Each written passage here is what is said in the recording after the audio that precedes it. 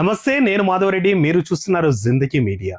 తెలంగాణ రాష్ట్రంలో పార్లమెంట్ ఎన్నికల వేడి జోరందుకుంది. మే 13 తారీఖు రోజు, అంటే ఈ వచ్చే సోమవారం రోజు మనకు ఎలక్షన్స్ ఉన్నటువంటి నేపథ్యంలో నిజంగా పార్టీల బలబలాలు ఏంటి, ఏ పార్టీ బలం ఎంత ఉంది, బలహీనత ఎంత ఉంది అనేటువంటి కూడా డిస్కస్ చేస్తున్నాము. అయితే అందులో భాగంగా గతంలో ఉన్నటువంటి తెలంగాణలో అధికార పార్టీ ఉన్నటువంటి గత అధికార పార్టీ మీద మనం చూసుకుందాము.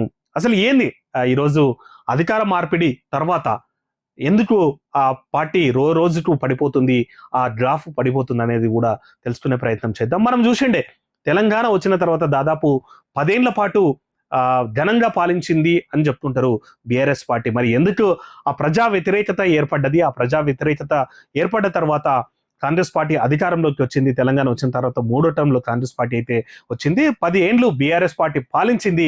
ఆ పాలించిన తర్వాత కాంగ్రెస్ పార్టీ వచ్చింది. అయితే ప్రజా వ్యతిరేకత దశాబ్దం కాల పాలన తర్వాత ప్రజా వ్యతిరేకత కామన్ అనేటువంటిది అంతటా చూడొచ్చు. దేశంలో ఏ రాజకీయాలైనా అలా జరుగుతుంటాయి. 2 సార్లు గెలిచినట్టే 3వసారి కంపల్సరీ పార్టీ అయితే మారేది ఉంటుంది. అయితే మేము చాలా మంచి చేసాము, బంజారు తెలంగాణను ఇంకా బంజారాన్ని మార్చామని బీఆర్ఎస్ చెప్తున్నప్పటికీ కూడా ఆ పరిస్థితులు ఏంటివి, ఎందుకు ఓడిపోయిందనేది కూడా తెలంగాణ సమాజానికి తెలుసు. మరి ఇప్పుడు దాని ప్రభావం పార్లమెంట్ ఎన్నికల మీద అయితే స్పష్టంగా కనిపిస్తోంది. ఇంకోటి ఏంటంటే 10 ఏళ్ల పాటు అధికార భోగాలను అనుభవించినటువంటి నేతలందరూ కూడా మిగతా పార్టీలకి, అటు ఢిల్లీలో ఉన్న అధికార పార్టీ బీజేపీకి, ఇటు రాష్ట్రంలో అధికారంలో ఉన్న కాంగ్రెస్ వైపు అయితే పరుగులు పెడుతున్న వేళ కారు పార్టీ పరిస్థితి దయానీయ స్థితిలో ఉంది, దీన స్థితిలో ఉంది. ఇట్లాంటి పరిస్థితుల్లో మరి ఆ పార్టీ పార్లమెంట్ ఎన్నికల్లో ఎంత ప్రభావం చూపబోతుంది అనేది కూడా చూస్తాము. ఇంకా మొన్నటి అసెంబ్లీ ఎన్నికల్లో అయితే కొన్ని పార్లమెంట్ సెగ్మెంట్ ఏరియాలో, కొన్ని అసెంబ్లీ నియోజకవర్గాల్లో అయితే తమ పట్టునైతే నిలుపుతున్నటువంటిది. అయితే కొన్ని జిల్లాల్లో మాత్రం అవుట్ రైట్ గా బీఆర్ఎస్ పార్టీ తుడుచుట పెట్టుకుపోయింది అన్నటువంటిది. తనకు బలం ఉన్నటువంటి స్థానాల్లో కూడా ఆ పార్టీ తుడుచుట పెట్టుకుపోయింది. మరి ఆ పరిస్థితుల్లో మరి పార్లమెంట్ ఎన్నికల్లో ఎలా ఉంటుంది అనేది కూడా చూద్దాము. నిజంగా బీఆర్ఎస్ పార్టీకి వచ్చినటువంటి పరిస్థితులు, గడ్డు పరిస్థితులు ఏంటివని కూడా చూడొచ్చు. ఇక గులాబీ గుబులు అనేటువంటిది టైటిల్. మరి నిజంగానే అట్లాంటి పరిస్థితులు అయితే ఉన్నాయి. తెలంగాణ ఆవిర్భావం తర్వాత తిరుగులేని ఆధిపత్యం, అనూహ్యంగా ఓటమి పాలు. సో మనం చూడొచ్చు, తెలంగాణ ఆవిర్భావం తర్వాత తిరుగులేని ఆధిపత్యాన్ని అయితే చూపించింది 10 ఏళ్ల పాటు బీఆర్ఎస్ పార్టీ. ఆ తర్వాత అనూహ్యంగా ఓటమి పాలైతే అయింది. అసెంబ్లీ ఎన్నికల ఫలితాల్లో మెజార్టీ ఓట్లు పొందిన స్థానాల్లో పట్టు కోసం అయితే ప్రయత్నం చేస్తోంది. కొన్ని స్థానాలు చూడొచ్చు మనము. ఏదైతే సికింద్రాబాద్ పార్లమెంట్ సెగ్మెంట్ చూసుకున్నా సరే, చేవెళ్ల పార్లమెంట్ సెగ్మెంట్ అంటే హైదరాబాద్, తర్వాత రంగారెడ్డి జిల్లాల్లో అయితే, ఇక మెదక్లో కూడా తన ప్రభావం అయితే గట్టిగానే ఉంది. మిగిలిన కొన్ని చోట్ల ఈ ఆదిలాబాద్ లాంటిది, కరీంనగర్ లాంటి స్థానాల్లో కొన్ని చోట్లలో అయితే ఆ పార్టీ గెలిచినటువంటి నేపథ్యం ఉంది. మరి ఏదైతే అవుట్ రైట్ గా గెలిచిన స్థానాల్లో ఆ సీట్లను కొల్లగొట్టాలని చూస్తోంది. లైక్ మెదక్ అయినా, తర్వాత సికింద్రాబాద్ అయినా సరే, చేవెళ్ళ అయినా సరే, ఇట్లాంటి ఇంకోటి మల్కజ్గిరి కాన్స్టిట్యూన్సీ చూస్తున్నా సరే, ఆ సెగ్మెంట్ లో ఉన్నటువంటి అసెంబ్లీ స్థానాల్లో బీఆర్ఎస్ పార్టీ అయితే చెప్పుకోదగ్గటువంటి సీట్లు, భారీ సీట్లు అయితే తెచ్చుకున్నటువంటి పరిస్థితి ఉంది. ఓట్లు కూడా గట్టిగానే పడ్డటువంటి ఉంది. ఆ సీట్లలో కంపల్సరీ గెలవాలని అయితే ప్రయత్నం చేస్తోంది అంట. మిగిలిన స్థానాల్లో ఏవైతే కొన్ని చోట్లలో సెకండ్ ప్లేస్ లో ఉన్నటువంటి స్థానాల్లో, లేదనుకుంటే మామూలుగా సీట్లు వచ్చిన స్థానాల్లో గెలవాలని అయితే ప్రయత్నం చేస్తుందంట. మరి అట్లాంటి సీట్లు ఎటువంటివి, వాళ్ళ పరిస్థితి ఎలా ఉండబోతుంది అన్నటువంటిది కూడా చూసే ప్రయత్నం చేద్దాం. అయితే అదంతా సాధ్యమవుతుందా అని చూస్తున్నట్టయితే చూడాలి మనం ఒక్కసారి. ఇది వచ్చేసి మనకి చేవెళ్ళ సెగ్మెంట్ లో చూస్తున్నాం. ఒకసారి చేవెళ్ళలో, ఇది చేవెళ్ళకు సంబంధించినటువంటి సెగ్మెంట్. చేవెళ్ళలో వాళ్ళకి ఎన్ని అసెంబ్లీ స్థానాల్లో ఎన్ని సీట్లు వచ్చిండే, తర్వాత వాళ్ళ పరిస్థితి ఏంది అనేటువంటిది కూడా చూద్దాము. 7 స్థానాల్లో 4 బీఆర్ఎస్ కి అయితే వచ్చినటువంటి నేపథ్యం ఉంది. ఇక 3 కాంగ్రెస్ కి వచ్చినటువంటి నేపథ్యం ఉంది. చేవెళ్ళకి సంబంధించినటువంటి పార్లమెంట్ సెగ్మెంట్ లో 7 స్థానాల్లో 4 బీఆర్ఎస్, 3 కాంగ్రెస్ కి వచ్చినాయి. మహేశ్వరం వచ్చేసి, తర్వాత రాజేంద్ర నగర్ వచ్చేసి, షేర్లింగంపల్లి, చేవెళ్లలో బీఆర్ఎస్ పార్టీ గెలిచినటువంటి నేపథ్యం ఉంది. మహేశ్వరంలో సబితా ఇంద్రారెడ్డి, అరకెపూడి గాంధీ, షేర్లింగంపల్లిలో, చేవెళ్లలో కాల యాదయ్య, రాజేంద్రనగర్ లో ప్రకాష్ గౌడ్ కూడా బీఆర్ఎస్ పార్టీ నుంచి అసెంబ్లీ ఎన్నికల్లో గెలిచినటువంటి నేపథ్యం ఉంది. అనూహ్యంగా రాజేంద్రనగర్ నుంచి గెలిచినటువంటి ప్రకాష్ గౌడ్ ఆ తర్వాత కాంగ్రెస్ పార్టీలో చేరినటువంటి పరిస్థితులు అయితే ఉన్నాయి. అంటే ఇక్కడ చేవెళ్లలో ఇప్పుడు బీఆర్ఎస్ పార్టీకి దక్కింది 3 స్థానాలని చెప్పాలి. ఇక కాంగ్రెస్ పార్టీకి వచ్చేసి ఇక్కడ 4 స్థానాలు ఉన్నాయని చెప్పాలా. ఇక పరిగి, వికారాబాద్, తాండూరులో కాంగ్రెస్ అభ్యర్థులు అయితే గెలిచినటువంటి నేపథ్యం ఉంది. రాజేంద్ర నగర్ ఎమ్మెల్యే ప్రకాష్ గౌడ్ కాంగ్రెస్ లోకి చేరిపోయినటువంటి నేపథ్యం ఉంది. అంటే ఇప్పుడు గెలిచినప్పుడు ఎలక్షన్స్ జరిగినప్పుడు అయితే బీఆర్ఎస్ కి 4 స్థానాలు ఉండే, కాంగ్రెస్ కి 3 స్థానాలు ఉండే. ఇప్పుడు మాత్రం ఇది వైస్ వర్సా అయింది అన్నటువంటి మాట అయితే మనం చూడొచ్చు. వీళ్ళకి 4 అయినాయి, కాంగ్రెస్ కి, బీఆర్ఎస్ కి 3 సీట్లు అయినటువంటి ఉంది. మొన్న జరిగినటువంటి అసెంబ్లీ ఎన్నికల్లో బీఆర్ఎస్ పార్టీకి దాదాపు 7 లక్షల ఓట్లు అయితే బీఆర్ఎస్ పార్టీకి పడ్డాయి. కాంగ్రెస్ కూడా దాదాపు అన్ని బీజేపీకి 3.35 లక్షల ఓట్లు పడ్డాయి. సిట్టింగ్ ఎంపీ రంజిత్ రెడ్డి కాంగ్రెస్ పార్టీలోకి చేరడం తోటి కాసాని జ్ఞానేశ్వరరావు అయితే పోటీలో దిగినటువంటి నేపథ్యం ఉంది. కాంగ్రెస్ బీజేపీలు సవాలుగా మారుతున్నటువంటి నేపథ్యం ఉంది. కాంగ్రెస్ బీజేపీల మధ్యనే పోటీ కనిపిస్తుందా అన్నటువంటి కూడా పరిస్థితులు అయితే కనిపిస్తోంది ఇక్కడ మనకి చేవెళ్ల కాన్స్టిట్యున్సీలో చూస్తున్నట్టయితే. ఎందుకంటే వాళ్ళకి అక్కడ మొన్న ఎన్నికల ముందు 4 ఎమ్మెల్యే స్థానాలు గెలిచినప్పటికీ ఎన్నికల తర్వాత ఈ మధ్య ప్రకాష్ గౌడ్ రాజన్న సంబంధించినటువంటి ఎమ్మెల్యే కాంగ్రెస్ పార్టీలో చేరినటువంటి నేపథ్యంలో అక్కడ నిజంగా అక్కడ పెద్ద ప్రభావం ఉన్నటువంటి బీజేపీకి ఎమ్మెల్యే స్థానాలు లేకపోయినప్పటికీ అర్బన్ ఓట్ బ్యాంక్ అనేది గట్టిగా ఉన్నటువంటి పరిస్థితుల్లో కాంగ్రెస్ బీజేపీల మధ్యనే పోటీ ఉంటుందా అన్నటువంటి పరిస్థితులు కూడా కనిపిస్తున్నాయి చేవెళ్ల సెగ్మెంట్ సంబంధించినటువంటిది.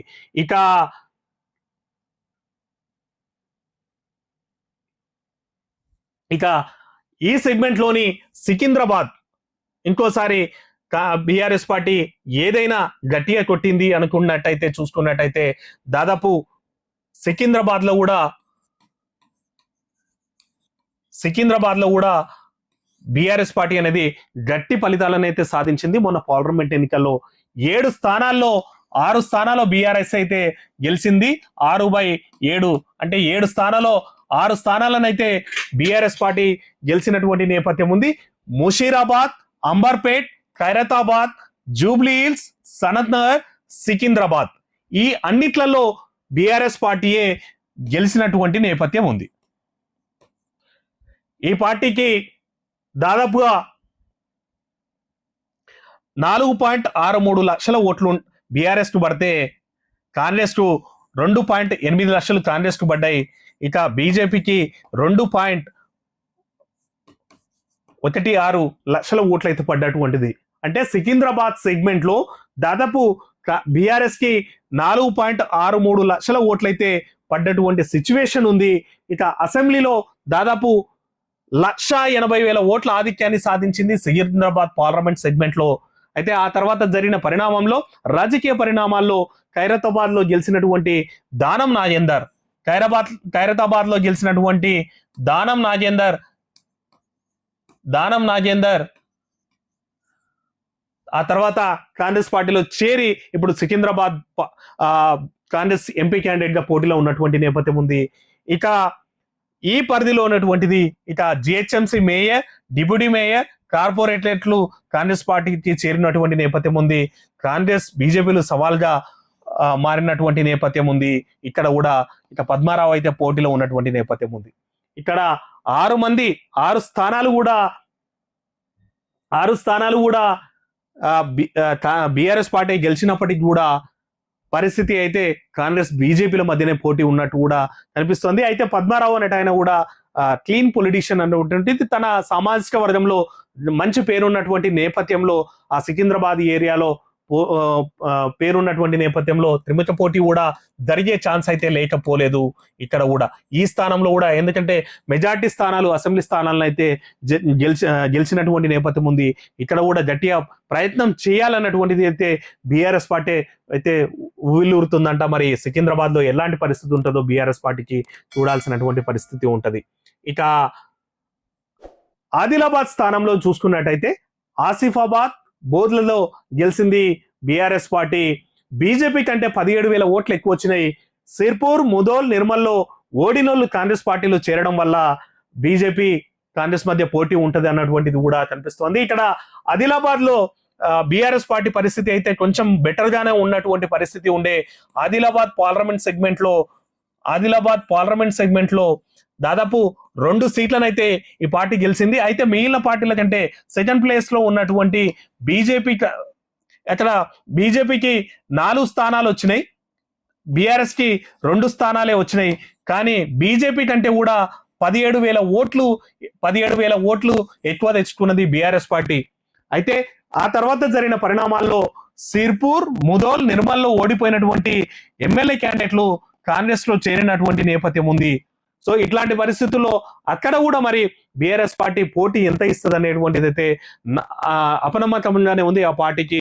అక్కడ కూడా మరి బీజేపీ కాంగ్రెస్ మధ్యనే పోటీ ఉండే ఛాన్స్ ఉంటది అన్నటువంటిది కూడా తెలుస్తోంది. ఇక కరీంనగర్ చూసుకున్నట్టయితే కరీంనగర్ లో కూడా ఆ పార్టీ పరిస్థితి అయితే కొంచెం ఇబ్బందికరంగానే ఉంది అని చెప్పాలా. ఇక కాంగ్రెస్ కంటే కూడా 5,000 ఓట్ల ఆధిక్యంలో ఉంది బీఆర్ఎస్ పార్టీ అని చెప్పాలి కరీంనగర్ లో. ఇక్కడ కాంగ్రెస్ కంటే కూడా మొన్న అసెంబ్లీ ఎన్నికల్లో దాదాపు 5,000 ఓట్లు అయితే ఎక్కువ వచ్చినాయి బీఆర్ఎస్ పార్టీకి. ఆ సందర్భంలో వినోద్ కుమార్ ని ఇక్కడ బరిలో దింపింది. ఇక బీఆర్ఎస్ కాంగ్రెస్ కంటే 2.5 లక్షల ఓట్లు తక్కువ బీజేపీకి ఉన్నాయి. కానీ అక్కడ సిట్టింగ్ ఎంపీ అన్నట్టు ఆయన బండి సంజయ్ ఉన్నాడు కాబట్టి బండి సంజయ్ కే పాజిటివ్ ఉంది అనేటువంటిది కూడా రిపోర్ట్స్ జరుగుతున్నాయి. ఇక కాంగ్రెస్ పార్టీ నుంచి అయితే వెలిచాల రాజేందర్ రావు అయితే లాస్ట్ మినిట్ లో నామినేషన్ వేసే రోజు కూడా తన పేరు కన్ఫర్మ్ అయినటువంటి నేపథ్యం ఉండే.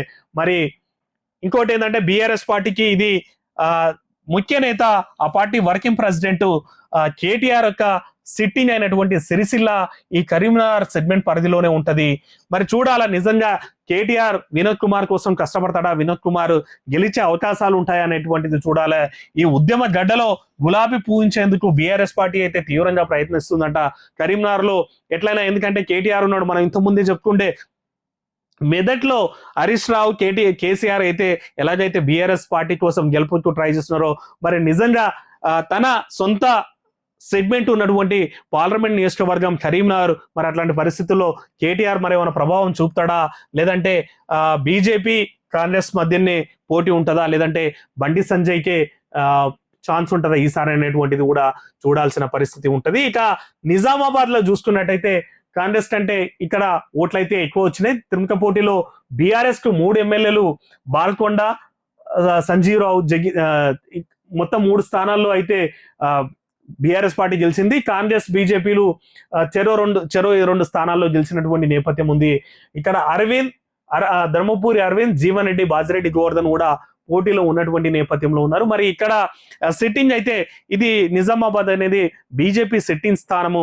మరి ఈ స్థానంలో మరి నిజంగా బీఆర్ఎస్ ప్రభావం చూపుతుందా లేదనుకుంటే, ఇంకోటి ఏంటంటే నిజామాబాద్ లో గల్ఫ్ వలస కార్మికులు ఎక్కువగా ఉన్నటువంటి నేపథ్యం ఉంటుంది. దాదాపు అక్కడ 15 నుంచి 18 వలస కార్మికుల సంఘాలు ఉన్నాయి. దానికి గౌరవ ప్రెసిడెంట్ కూడా ఎవరు మన జీవన్ రెడ్డి ఉన్నటువంటి నేపథ్యంలో ఉన్నాయి. వలస చట్టాలు, వలస కార్మికులకు మేము గల్ఫ్ కార్మికులకు హెల్ప్ చేస్తామన్నటువంటి నేపథ్యం కూడా కాంగ్రెస్ పార్టీ కూడా ముందుకెళ్తున్నటువంటి పరిస్థితుల్లో మరి ఇది త్రిముఖ పోటీ ఉంటుందా? ఎందుకంటే గతంలో నిజామాబాద్ అనేది బీఆర్ఎస్ అధినేత కేసీఆర్ కూతురు కల్వకుంట్ల కవిత గెలిచినటువంటి నేపథ్యం ఉండే 2014లో. కానీ 2019లో బీజేపీ గెలిచింది.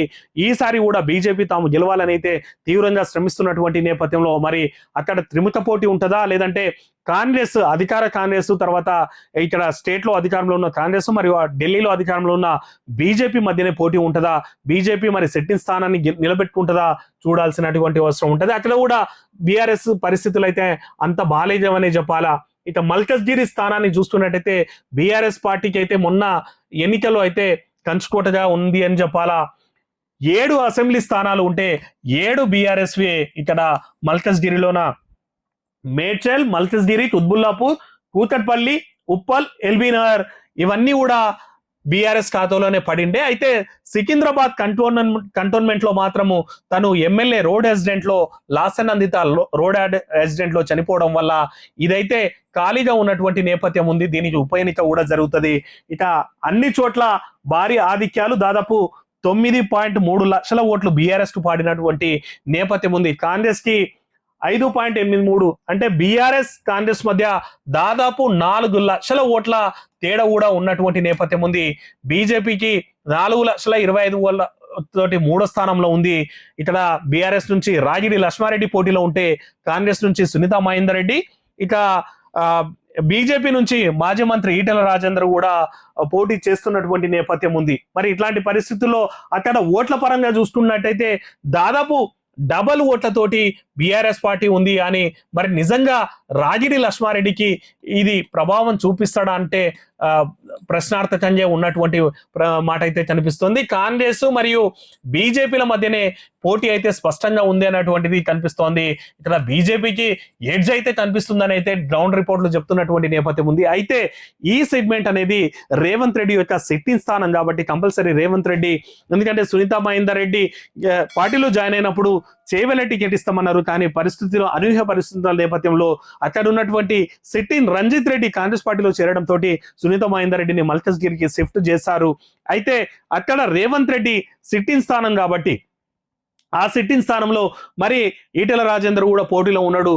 కాంగ్రెస్ బీజేపీల మధ్య తీవ్రమైన పోటీ అయితే కనిపిస్తోంది. ఇంకోటి ఏంటంటే సిట్టింగ్ కాబట్టి, సీఎం కాబట్టి, ఆయన సిట్టింగ్ కాబట్టి ఇది ప్రెస్టేజ్ సవాలనే చెప్పాలి. ఇట్లాంటి పరిస్థితుల్లో మరి కాంగ్రెస్ మరియు బీజేపీల మధ్య పోటీ అయితే తీవ్రంగా కనిపిస్తుంది. కానీ ఓట్ల పరంగా చూసుకుంటే మొన్న అసెంబ్లీ ఓట్ల పరంగా చూస్తే మాత్రం మల్కజ్గిరిలో బీఆర్ఎస్ పార్టీకి ఓట్లు ఎక్కువ పడ్డాయి. ఈవెన్ సీట్లు కూడా వాళ్ళకే ఇప్పుడు ఖాళీ అయిన స్థానం వదిలేస్తే మిగిలిన 6 స్థానాల్లో కూడా బీఆర్ఎస్ సంబంధించినటువంటి ఎమ్మెల్యేలే ఉన్నాయి.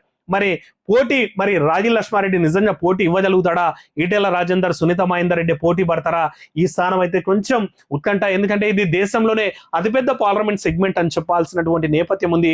మినీ ఇండియా అని కూడా అంటారు ఈ మల్కజ్గిరి స్థానాన్ని. మరి ఈ పరిస్థితుల్లో అక్కడ గ్రౌండ్ రిపోర్ట్స్ అన్ని చూపుతున్నట్టయితే కాంగ్రెస్ బీజేపీ మధ్య పోటీ అయితే స్పష్టంగా కనిపిస్తోందని చెప్తున్నాయి. ఇక బీజేపీకి ఎడ్జ్ కూడా వచ్చే ఛాన్స్ ఉంది, ఎందుకంటే నార్త్ ప్రభావం ఉన్నటువంటి స్థానాలు అనేవి కూడా చెప్తున్నారు. మరి నిజంగా ఎవరు గెలుస్తారనేది అయితే చూడాలి. మరి బీజేపీ మరి బీఆర్ఎస్ పరిస్థితి అయితే అక్కడ కూడా అగమ్య గోచరంగా ఉన్నటువంటి పరిస్థితులు అయితే కనిపిస్తుంటది.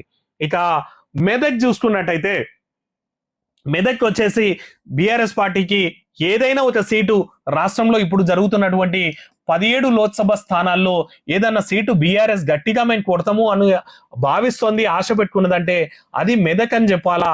మెదక్ ఎందుకంటే వాళ్ళ కేసీఆర్ యొక్క సెగ్మెంట్, తర్వాత హరీష్ రావు యొక్క సెగ్మెంట్ ఉన్నటువంటిది ఈ మెదక్ అని చెప్పాలా.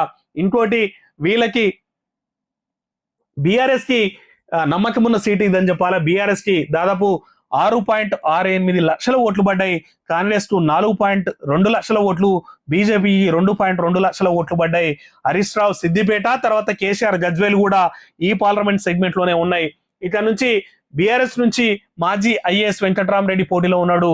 ఇక సెకండ్ క్యాడర్ మాజీ MLA Madan Reddy, second cadre Congress బీజేపీలోకి పోయినటువంటి నేపథ్యంలో ఇక్కడ మరి బీఆర్ఎస్ పరిస్థితి అయితే కొంచెం తలకిందులుగా ఉందనేటువంటి వార్తలు అయితే వినిపిస్తున్నాయి. ఇక్కడ ట్రైఫైట్ అయితే కనిపిస్తుందంట, ఎందుకంటే కాంగ్రెస్ లో చేరినటువంటి నీలం మధు కూడా గట్టిగానే పోటీ ఇస్తాడు అన్నటువంటిది చేస్తుంది. ఇక బీజేపీ నుంచి రఘునందన్ రావు కూడా ఆశలు అయితే పెట్టుకున్నాడు. గతంలో తనకి 2 లక్షల ఓట్లు వచ్చినటువంటి నేపథ్యం ఉంది. ఈసారి ఎట్లయినా సరే మోదీ 3.0 వేవ్ లో కంపల్సరీ కొట్టాలన్నటువంటిది కూడా ఆశలు చేస్తున్నాడు. అయితే నీలం మధు మొన్న ఇండిపెండెంట్ గా అంటే బీఎస్పీ నుంచి నిలబడకుండా ఉంటే మంచిగా ఉండదు అనేటువంటిది కూడా గ్రౌండ్ రిపోర్ట్ చెప్తుంది. ఎందుకంటే మొన్న తినవల్లే కాంగ్రెస్ పార్టీ అభ్యర్థి ఓడిపోయిన అన్నటువంటిది అసంతృప్తి అయితే ఉందంట. మరి అట్లాంటి పరిస్థితుల్లో ఎందుకంటే పడాన్ చెరువులో దాదాపు 4 లక్షల ఓటర్లు ఉన్నటువంటి నేపథ్యం ఉంది. అంటే దాదాపు 40%, 30 to 40% ఓటర్లు కూడా 25% ఓటర్లు కూడా అక్కడ పటాన్ చెరువు సంబంధించిన ఓటర్లే. అక్కడ మరి కాంగ్రెస్ క్యాండిడేట్ మొన్న ఓడిపోయిన క్యాండిడేట్ సపోర్ట్ చేస్తాడా? నిజంగా మరి నీలం మధు ఎంతటి ప్రభావం చూపగలుగుతాడనేటువంటిది చూడాలి. అయితే రేవంత్ రెడ్డి అయితే స్పెషల్ కాన్సన్ట్రేషన్ పెట్టిండు, కంపల్సరీ మెదక్ ని కూడా కొట్టాలన్నటువంటిది కనిపిస్తుందంట. మరి ఇక్కడ బీఆర్ఎస్ మరి ఈ స్థానాన్ని నిలబెట్టుకుంటుందా లేదా చూడాల్సినటువంటి పరిస్థితులు అయితే ఉన్నాయి. ఇక మిగిలిన స్థానాలు, మిగిలిన పార్లమెంట్ సెగ్మెంట్లు చూసుకున్నట్టయితే అవి వచ్చేసి మల్కజ్గిరి అయినా, చేవెల్ అయినా, మెదక్ అయినా, తర్వాత సికింద్రాబాద్ అయినా సరే ఇవన్నీ వచ్చి బీఆర్ఎస్ పార్టీకి కొంచెం పట్టున్నటువంటి స్థానాలు. కానీ మిగిలిన స్థానాలు మహబూబ్ నగర్ లో 7కి 7 కాంగ్రెస్ పార్టీయే కొట్టింది. నాజర్ కర్నూల్లో 5 స్థానాలు కాంగ్రెస్ కొట్టింది. ఇక్కడ దాదాపు బీజేపీ ఇటు కాంగ్రెస్ మధ్య టఫ్ ఫైట్ కనిపిస్తోంది. నాగర్ కర్నూల్లో మాత్రం కాంగ్రెస్ కు ఎడ్జ్ అయితే కనిపిస్తుంది అన్నటువంటిది అన్ని సర్వేలు చెప్తున్నాయి. ఇక నల్గొండలో 6 స్థానాలు కాంగ్రెస్, సూర్యాపేట జగదీశ్వర్ రెడ్డి మినహా ఇక్కడ బీఆర్ఎస్ పార్టీకి అంత అయితే స్కోప్ అయితే కనిపిస్తలేదు అన్నటువంటిది వార్త. భువనగిరిలో కాంగ్రెస్ పార్టీవే 6 ఉన్నాయి, జనగాం పల్లె రాజేశ్వర రెడ్డి ఒక్కడు మాత్రమే ఉన్నాడు. ఇది కూడా కాంగ్రెస్ మరియు బీజేపీల మధ్య అయితే పోటీ రసవత్తరంగా ఉందన్నటువంటిది ఉంది. ఇక ఖమ్మంలో 6 కాంగ్రెస్ 1 సిపిఎం ఉంది. వీళ్ళిద్దరు దోస్తులే కాబట్టి ఈడ 7 సీట్లు కాంగ్రెస్ పైనే చెప్పాలి. ఇక్కడ కూడా కాంగ్రెస్ క్యాండిడేట్ కు గెలిచే అవకాశం ఉందనేటువంటిది. ఇక మహబూబాబాద్ లో 7 కాంగ్రెస్ ఉన్నాయి, ఇక్కడ కూడా కాంగ్రెస్ కి ఛాన్స్ ఉంది. వరంగల్ లో 7 కాంగ్రెస్, స్టేషన్ గన్పూర్ లో కడియం శ్రీహరి తొలుత బీఆర్ఎస్ లో గెలిచినప్పటికీ ఆ తర్వాత కాంగ్రెస్ పార్టీలో చేరిపోయినటువంటి నేపథ్యం ఉంది కాబట్టి వరంగల్ లో కూడా ఇక్కడ కాంగ్రెస్ పార్టీకే స్కోప్ ఉన్నటువంటిది. ఇక పెద్దపల్లి చూసుకున్నట్టయితే 7కు 7 స్థానాలు కూడా కాంగ్రెస్ పార్టీ ఆధ్వర్యంలోనే ఉన్నాయి కాబట్టి ఇక్కడ కూడా బీఆర్ఎస్ పార్టీ ప్రస్థానం అయితే చాలా తక్కువగా ఉంటది అన్నటువంటిది. ఎందుకంటే ఇక్కడ పోటీ ఇచ్చే సిచ్యువేషన్ లో కూడా లేదు అన్నటువంటిది అయితే కనిపిస్తోంది. మరి ఇట్లాంటి పరిస్థితుల్లో మరి నిజంగా ఏం జరుగుతుందని అయితే చూడాల్సినటువంటి పరిస్థితులు అయితే ఉంటున్నాయి బీఆర్ఎస్ పార్టీ. మరి ఎందుకు అట్లా తయారైంది, ఏంది పరిస్థితులు అని, అంటే ఎందుకు నమ్మకం కోల్పోయింది అని చెప్పుకుంటే సిట్టింగ్ ఎంపీలు ఎమ్మెల్యేలు కూడా చేజారిపోయినటువంటి నేపథ్యాన్ని చూడొచ్చు మనం. గోడం నగేష్, తర్వాత సిట్టింగ్ ఎంపీ రాములు, తర్వాత చేవెళ్ల ఎంపీ రంజిత్ రెడ్డి, ఆయనతో పాటు ఈ మధ్య పార్టీలో చేరిన వాటి ఎమ్మెల్యేలను కూడా ప్రస్థానం చేసుకోవచ్చు. ఇక లోకల్ ప్రజాప్రతినిధులు, మున్సిపాలిటీలు, చాలా మున్సిపాలిటీలను ఇప్పటికే కోల్పోయినటువంటి నేపథ్యం ఉంది.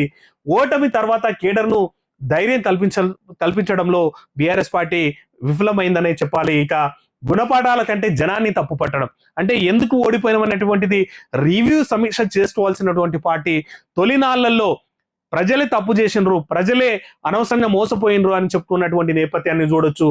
3 నెలలుగా స్తబ్దుగా ఉండడం శ్రేణులో నిరాశను కూడా క్రియేట్ చేసింది బీఆర్ఎస్ పార్టీకి అనేటువంటిది కూడా కనిపిస్తోంది. అయితే 3 నెలల నుంచి కూడా జనాలనే తప్పు పడుతున్నటువంటి బీఆర్ఎస్ పార్టీ మరి కొద్ది రోజులుగా మాత్రం అయితే పర్యటనలతో కేసీఆర్ పర్యటనలు చేస్తూ కరువు ప్రాంతాల పర్యటనలు చేస్తున్నారు.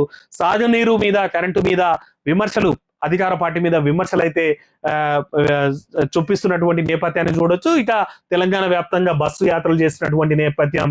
ఇక కేసీఆర్ కూడా రోడ్ షోలు, సభలతోటి కూడా పోతున్నటువంటి నేపథ్యాన్ని చూడొచ్చు. మరి ఇట్లాంటి పరిస్థితుల్లో నిజంగా బీఆర్ఎస్ పార్టీ ప్లాన్ వర్కౌట్ అవుతుందా, ఎన్ని స్థానాల్లో వాళ్ళు మరి పోటీ ఇస్తారనేది అయితే ఇప్పటికైతే పరిస్థితులు అయితే అగమ్య గోచరంగానే ఉన్నాయని చెప్పాలి బీఆర్ఎస్ పార్టీకి. ఎందుకంటే ఎన్ని బస్సు యాత్రలు చేసినా, ఎన్ని యాత్రలు చేసినా ఇప్పుడు, ఎందుకంటే చాలా మంది జనాలు కూడా కొన్ని చోట్ల అయితే నిజంగా కాంగ్రెస్ పార్టీ మీద వ్యతిరేకత కనిపిస్తున్నప్పటికీ కూడా వాళ్ళు గెలిచినప్పటి నుంచి కూడా మేము ఎన్నికల కోడ్ ఉంది, అందుకే ఇప్పటి వరకు కొన్ని చేయలేకపోయినాం అన్నటువంటి కూడా చెప్తోంది. ఇది అయిపోయిన వెంటనే ఆగస్టు 15 లోపటనే మేము రుణమాఫీ కూడా చేస్తామన్నటువంటి చెప్తోంది. మరి ఇవి జనాలు ఎంతవరకు నమ్ముతారు? బీఆర్ఎస్ మరి నిజంగా కాంగ్రెస్ పార్టీ ఇవన్నీ చేయలేదని ఎంతవరకు తీసుకుపోతుంది అనేది అయితే చూడాలి. ఇంకోటి, ఈ పరిస్థితుల్లో మొన్నటి వరకు ప్రజాప్రతినిధులకు కానీ, తమ పార్టీ సంబంధించిన నేతల్ని కానీ, ప్రజల్ని కానీ దూరం పెట్టిన బీఆర్ఎస్ పార్టీకి మరి ఎంపీ ఎన్నికల్లో ప్రజలు ఎంత దగ్గర అవుతారు అనేది అయితే చూడాలి. ఇంకోటి ఏంటంటే వాళ్ళు ఏం చెప్తున్నారంటే, ఈ రోజు మనకి బీఆర్ఎస్ కి 10-12 సీట్లు వస్తే మళ్ళా దేశంలో అగ్గి పుట్టొచ్చు, రేపు ఏదైనా హంగ్ వచ్చిందంటే మనం కీలకంగా అవుతాం, మళ్ళీ ఈడ అధికారంలో లేకపోయినా సరే తెలంగాణ కోసం మేము పార్లమెంట్ లో కొట్లాడతాం, కంపల్సరీ మీరు సీట్లు అయితే కట్టబెట్టాలనేటువంటి వాదన అయితే వినిపిస్తున్నారు. ఇక సాగునీరు అయితే మాయాంలో చాలా మంచి ఉండే, కరెంటు కూడా మేము నిర్విరామంగా ఇస్తుండే, కాంగ్రెస్ పార్టీ వచ్చిన తర్వాత కరెంటు కూడా పోతుంది అన్నటువంటిది కూడా ప్రచారం అయితే చేస్తుంది. మరి ఈ అన్నిటిని కూడా బీఆర్ఎస్ పార్టీ చెప్తున్నటువంటి ఈ అన్నిటిని కూడా మరి నిజంగా జనాలు నమ్ముతారా అని చూడాలి. ఇప్పటి వరకు అయితే మనకి కనిపిస్తోంది మెదక్లో అయితే బీఆర్ఎస్ పార్టీ పోటీ గట్టిగా ఇస్తున్నటువంటి నేపథ్యాన్ని కనిపించవచ్చు. మరి మొత్తం హైదరాబాద్ మాట మిగిలిన ఏ పార్టీలు కూడా హైదరాబాద్ మీద పతన పెడతారు కాబట్టి మిగిలిన 16 స్థానాల్లో మరి నిజంగా బీఆర్ఎస్ పార్టీ ఎంత ప్రభావం చూపిస్తుంది? మొన్న అసెంబ్లీ ఎన్నికల ఫలితాలే రిపీట్ అవుతాయా, లేదంటే బీఆర్ఎస్ చేస్తున్నటువంటి ఈ బస్సు యాత్రనేమి, కరువు ప్రాంతాల పర్యటనలేమి, విద్యుత్ సాగు అంశాల మీద దృష్టి పెట్టి దాని మీద ప్రజలకు అవగాహన కల్పిస్తున్న దాని మీద నిజంగా ప్రజలు బీఆర్ఎస్ నమ్ముతారా, ఓటేస్తారా అని తెలియాలంటే మాత్రం మనం రిజల్ట్స్ వరకు వెయిట్ చేయాల్సిందే. That's all for today. నేను మీ Madhav. Thank you Zindagi media. Please subscribe Zindagi media.